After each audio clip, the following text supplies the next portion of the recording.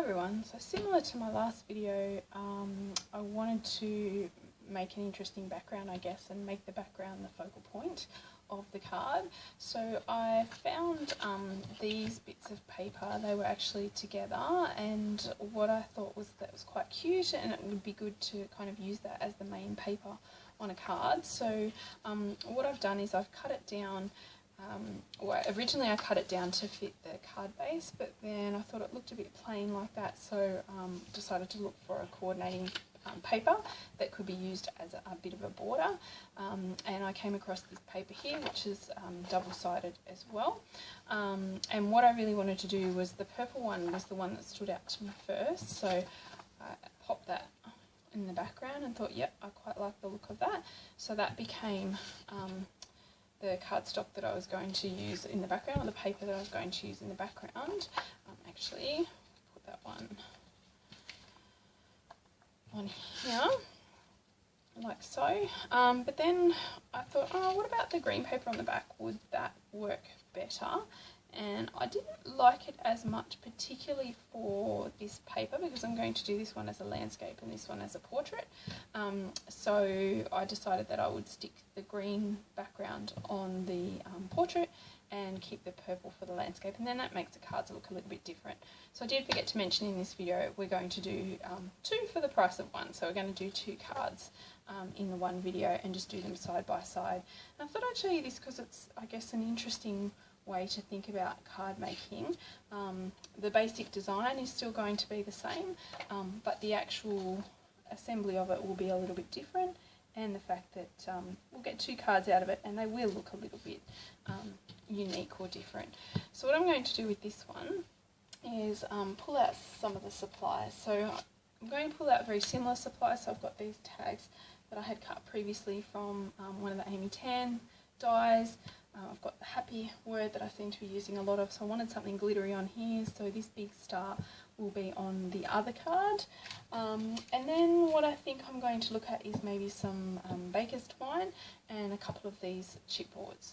So the other thing I was going to show you in this video is having a look at the chipboards. When you actually pop chipboards out of their sort of cases when they come like this, and even sometimes when they're already pre-popped for you, you'll find these like little rough edges where they've been connected to the cardboard. So that's really easy to get rid of. You can just grab a nail file, or I've got a little piece of sandpaper here, and so just really fine sort of sandpaper, and that's why nail files work really well, and just rub it over and you'll find that they disappear. So one of the tricks is to rub it in one direction, so just like you're filing your nails, you generally file your nails in one direction, and also if you're having sort of a piece that's quite stubborn, then more of an angle towards the back, because if you do it to the front, you'll find that it actually wrecks the display at the front. So that's just got rid of all of those sharp sort of rough edges, and that one's ready to go. So I've pulled out these two which are very similar. So I'm going to mount both of these papers onto their backing as a first step. And when I make cards that are sort of similar, I tend to do it in that way, where I do the same step and then I go back and do that step on the card as well. I'm just going to line this up. So there's a nice even border all the way around, and then I'm going to play around with the design. So I'm thinking I want something like that on each card, on a bit of an angle. The star so, because there's more space diagonally here, I'm going to have the happy there, and then what I want is happy Christmas wishes, so that makes sense, and just a Merry Christmas on this one.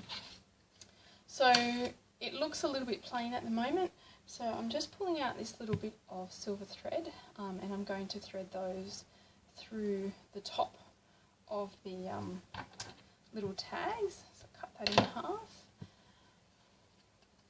The reason I'm kind of assembling it now is because I'm thinking I'm going to put some of the silver and white baker's twine around the actual paper before I mount it to the cardstock. So I wanted to make sure that I get the placement of that right, and then I can mount it to the cardstock. So just threading that through back pulling a loop and then feeding those other two pieces through the loop. It just gives a little bit more detail. So I'll just show you that again. So folding the twine in half. You can thread it from the back to the front, but I just find this gives a cleaner look. So threading that loop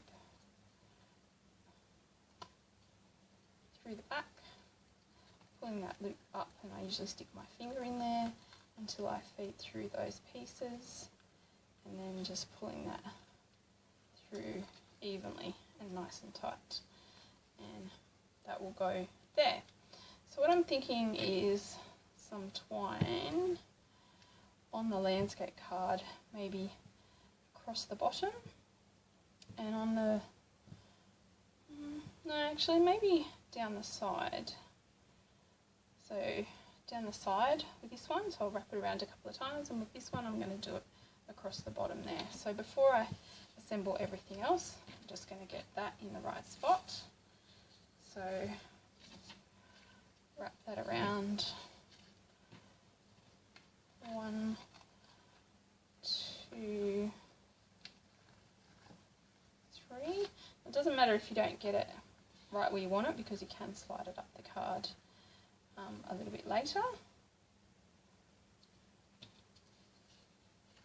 Just going to pull a bit of that twine.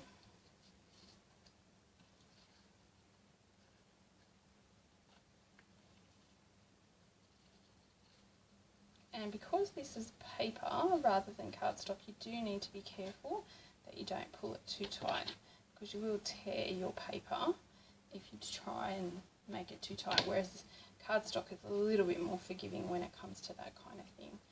So if you've watched any of my videos, you'll know that I tend not to do bows because I just find it a bit too tricky. I think the fingernails get in the road. So I'm just going to do it like that, and I will leave that long for now until I see how long I want it and all of the other elements are on the card. So as I would with any card that I'm making multiples of, I'm going to do the same thing on this one. So wrapping it around 1, 2 and 3. And again, not worrying too much about where it sits at this stage. I can manoeuvre that later, just so that we've got enough length. And just trimming that off. Okay. And I think I'll tie it on this side where the joins come together. Okay. So pretty happy with that at this stage. Now what I'm going to do is actually mount these pieces onto our card bases, and then I can look at adding all the other elements to the card. So you could use the tape runner here if you wanted to, but I find particularly with the twine, if you're going over the top of it, the double-sided tape is a better option, because you know it's going to go over the top of it, and really make sure that that all sticks down properly. So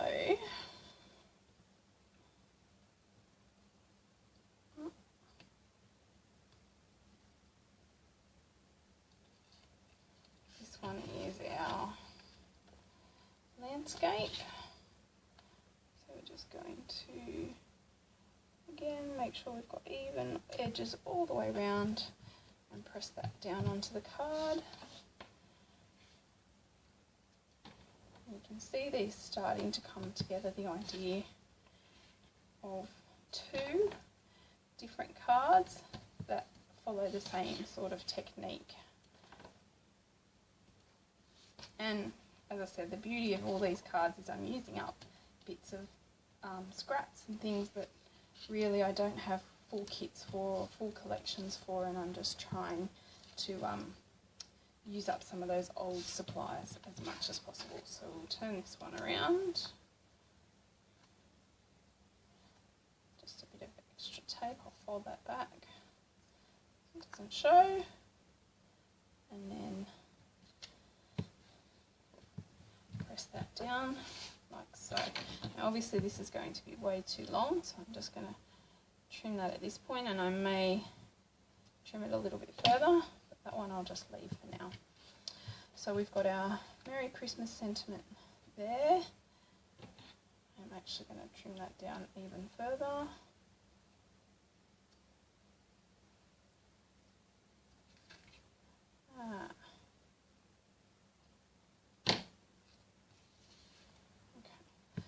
Merry Christmas sentiment will go there. We've got our tag and our star.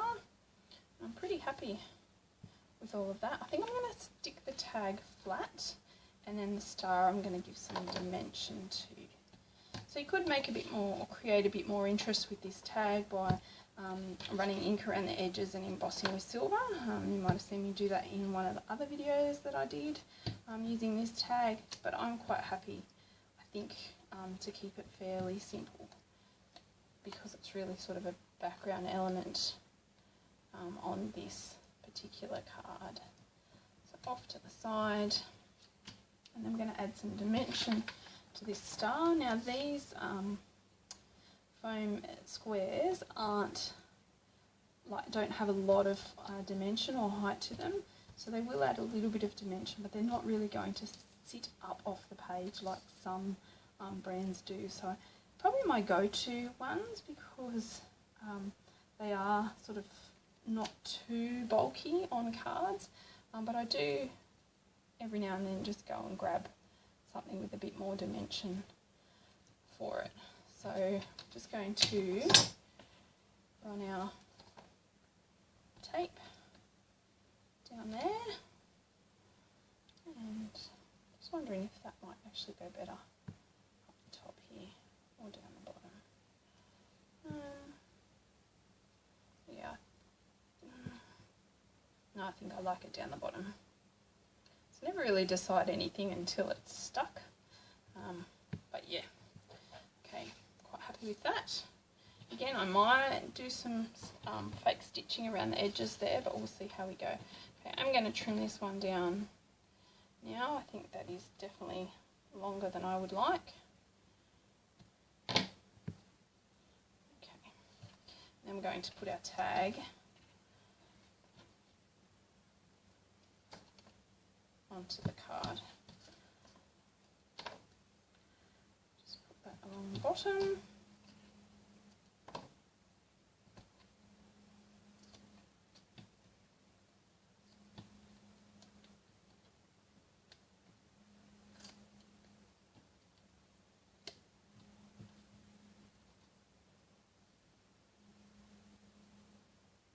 I'm going to put the tag that way, and the wording will go across there. So again, that trick with the glue dots.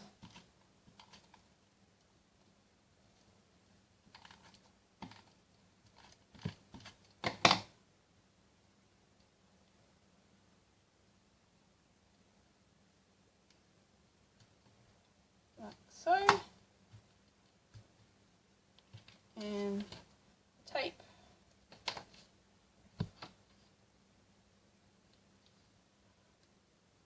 Down the bottom, and we have ourselves two very cute cards that look a little bit similar, but yeah, very different at the same time. Okay, I hope you enjoyed this video, and thanks for watching.